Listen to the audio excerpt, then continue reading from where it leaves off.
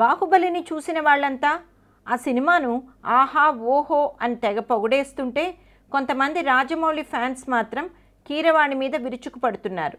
మా జక్కన్న ప్రభాస్ పడిన కష్టం అంతా కీరవాణి చెత్త మ్యూజిక్ వల్ల వేస్ట్ అయ్యింది. సంగీతం అంటే ఎలా ఉండాలి? శరీరంలో రోమాలు నిక్కబడుచుకోవాలి, అంతేకాని ఇలా జీవం లేని మ్యూజిక్ ఇస్తే ఎలా? కీరవాణి మొత్తం సినిమాని పాడు చేశాడు.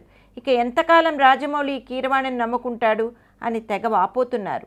ఇక కీరవాణి గారి వెర్షన్ ఏంటంటే, సినిమా ఫైనల్ వెర్షన్ తనకు రావడమే చాలా లేటుగా వచ్చింది, సమయం లేకపోవడంతో కొంత తొందరపడాల్సి వచ్చింది, అయినా చాలా కష్టపడి మ్యూజిక్ చేశాను, రాజా బాగుందనే అన్నాడు అని అన్నారు. మొత్తానికి బాహుబలి ఎక్స్ట్రాడినరీగా ఉన్న మ్యూజిక్ డిసప్పాయింట్ చేసిందనే చెప్పాలి. ఈ విషయాన్ని మ్యూజిక్ రివ్యూ చేసిన ప్రసిద్ధ సంగీతకారుడు కేడీ కూడా ధృవీకరించారు.